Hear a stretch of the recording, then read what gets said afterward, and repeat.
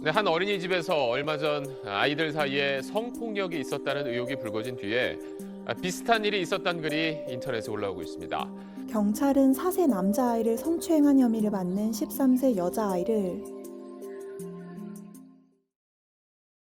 2019년 한국여성정책연구원에서 시행한 조사에서 한국의 10대 성 경험이 있는 청소년을 조사한 결과 성을 처음 접한 나이가 13.6세로 조사가 되었다고 해요. 생각보다 많이 낮죠. 저는 이 수치를 보고 되게 놀랬거든요. 근데 이 수치는 성범죄까지 포함된 나이라고 하더라고요. 그렇다면 더 충격적인 수치가 있습니다. 2007년 해바라기 아동센터에서 센터가 직접 상담을 했거나 피해자가 지목한 가해자 가운데서 7세 미만이 8%, 그리고 8세에서 14세 사이가 16% 정도로 차지를 한다고 하더라고요. 통계에 잡히지 않은 피해자까지를 포함하게 된다면 훨씬 많겠죠. 그만큼 이제 우리 어린이들이 성적인 범죄의 대상이 되는 연령이 점점 낮아지게 되었다는 걸 얘기하는 거예요. 10살 미만의 성폭력은 법적으로 책임을 지을 수 없는 데다가 피해자가 수치심 때문에 또는 몰라서 끝까지 얘기를 않는 경우가 아직은 또 많은 문제 중에 하나라고 생각을 합니다. 가해자, 피해자의 나이가 낮아지는 데 관련된 연구 보고서에 따르면 바로 이른 나이에 성적인 영상에 노출이 되는 거라고 해요. 저 때를 생각해 보면 제가 좀 늦기는 했을 수 있지만 저는 고3 때 컴퓨터를 배우는 시간에 남자친구들이 제 자리에 와서 영상을 보면서 그때 노출이 됐었거든요. 근데 지금 친구들을 생각을 해보면 초등학생조차도 PC는 물론이고 개인 휴대전화로도 얼마든지 쉽게 이런 영상들을 접할 수가 있게 되면서 제대로 알지 못하고 또 호기심이 많은 나이의 어린이들에게 성적인 자극이 행동을 하도록 그렇게 만드는 것 같아요. 또한 여러 가지 스트레스, 특히 요즘 아이들 공부 너무 많이 해야 되는데 이러한 강박 아래서 아이들이 올바르지 못한 방법으로 그런 압박을, 스트레스를 푸는데 아마 이러한 방법 중에 하나가 바로 아동 간의 성폭행이 아닐까 싶습니다.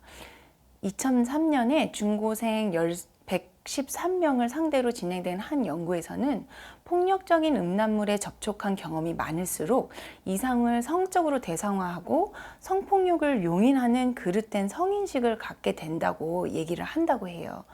또 하나 재밌는 사실은요. 성폭행 자체가 증가한 부분들도 있지만 인식되지 않은 사건이 이제 시대가 변하면서 성폭력이라고 인식이 되고 그게 보고가 되는 것 같기도 하더라고요. 한 가지 예로 저희 어렸을 때 남자친구들이 이제 치마를 올리면서 아이스케이키 하잖아요. 근데 그때는 이게 재미고 짓궂은 장난 이렇게 생각을 했는데 이제는 그러한 행동조차도 아동 간 성폭행으로 인식이 바뀌게 되었다는 거죠. 최근 여성가족부에서 나다움 어린이책을 배포했다가 다시 수거하는 해프닝이 있었어요. 물론 제대로 된 성지식을 제대로 된 방법으로 알리는 것이 아이들의 여러 성적인 일탈을 막는 데 굉장히 좋은 방법이라고 저는 생각은 하거든요. 제대로 알지 못하면 더 부작용이 생기거든요. 하지만 또 너무 자세히 모든 것들을 막 세세하게 알려주는 것도 개인적으로는 아이들에게 새로운 또 하나의 스트레스, 충격으로 다가오지 않을까 싶습니다. 미국에서 오바마 정부 전까지는 성교육이 굉장히 금욕에 가까웠다고 얘기를 하더라고요. 그래서 그때 당시에 자료들을 보면 10대 임신 비율이 프랑스의 2배, 독일의 6배, 스위스의 7배로 매우 높았다고 하더라고요. 무조건 안 된다, 절대 안 돼, 이런 것도 아닌 것 같고 또 너무 모든 것들을 세세히 가르쳐 주는 것도 또 아닌 것 같아요. 물론 우리나라는 유교 사상이 아직 깊은 곳에 남아 있음으로써 이게 겉으로는 안 그런 척 하는 게 너무 당연시되는 문화인 것 같습니다. 성에 대한 부분들이 아이들로 하여금 수치심을 갖게 하는 것이 어쩌면 더 의무로 이러한 부분들이 발달하게 되는 역할을 하지 않을까 싶기도 하고요. 제가 언제 성교육을 받았나 생각을 해봤더니 6학년 때 강당에서 성교육을 했었는데 여자애들만 모아놓고 생리대를 어떻게 쓰는지, 그리고 난자와 정자가 어떻게 만나는지 굉장히 지금 생각하면 생물 시간 같았었어요. 근데 이제 저희 아이들만 봐도 유치원생인데 이미 성교육을 다 하거든요. 그래서 이제는 성교육이 생물학적인 차원뿐만이 아니라 성은 성별을 떠나서 모두에게 안전해야 되고 또 서로를 존중해야 된다는 그러한 개념의 성교육이 수반이 되어야 되는 게 가장 중요한 것 같아요. 나도 타인도 성적 자기 결정권이 있다는 것을 인지하고 또 그 권리를 서로 존중해 줄 수 있음을 가르쳐야 된다고 생각합니다. 유네스코에서도 2009년에 서로에게 안전하고 평등한 성적 관계 맺기, 성에 대한 올바른 가치관, 성적 행동에 대한 책임 등을 포괄적으로 교육할 것을 강조하고 있거든요.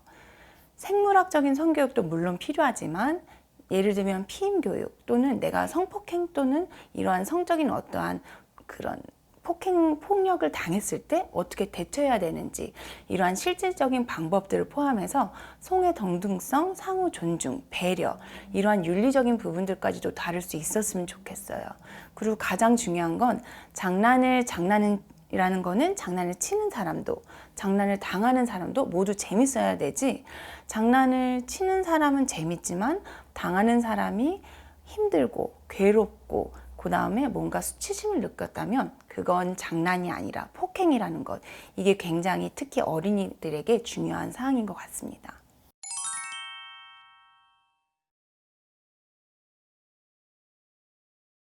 아동에 대한 이제 성폭행에 대한 처벌, 교육 이런 건 조금 또 다른 문제인 것 같거든요. 아동이 아동한테 그러한 행동을 했다는 것이 아동에게 어쩌면 애들이니까 그렇지라는 일부 시선들 그런 게 어쩌면 좀 맞는 부분도 있는 것 같기는 하지만 실은 당하는 사람에게서는 조금 다른 문제거든요. 우리 아이들이 발달을 해가는 걸 보면은 몸도 성장을 하지만 인지가 같이 발달이 됩니다. 그러면서 바로 도덕이라는 것도 같이 발달을 하죠. 도덕은 인간이 지켜야 하는 도리라는 어떠한 유교적인 어감이 강하기는 한데요. 윤리라고 표현을 하는 게 더 좋을 것 같네요. 외적 강제력을 갖는 법과는 조금 다르고요.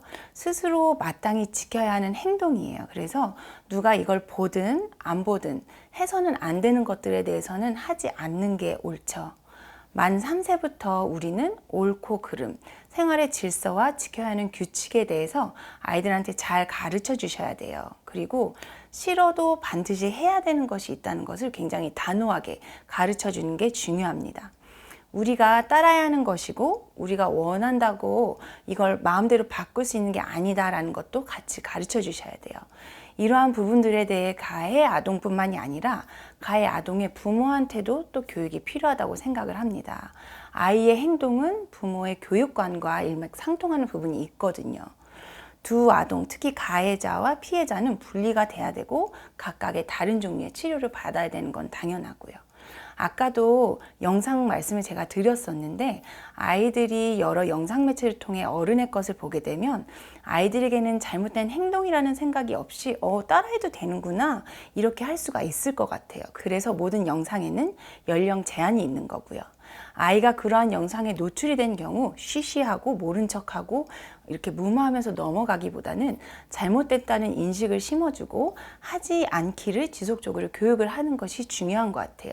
원인부터 해서 어떻게 노출이 되었고 또 근본적으로 어떻게 교육을 하고 치료를 하는 것들 이러한 부분들이 병행이 돼야 됩니다. 뿐만이 아니라 그러한 환경에 노출이 될 수밖에 없도록 한 부모의 방임도 문제가 있다고 생각을 하고 그 부분도 같이 교육을 해야 된다고 합니다. 마지막으로 가장 중요한 건 아동이라고 해서 사회적으로 용인해 주지는 않아야 된다는 것. 그리고 피해자가 안심하고 모든 피해를 이겨나갈 수 있도록 지지해주고 보호해주고 또 격려해주는 이런 사회적 분위기도 굉장히 중요합니다. 우리 부모들의 조그마한 관심 그리고 시작이 우리 아이들을 이 모든 문제의 가해자와 또 피해자가 되지 않도록 하니까요. 우리 다 같이 눈 크게 뜨고 함께 해주셨으면 좋겠습니다. 감사합니다.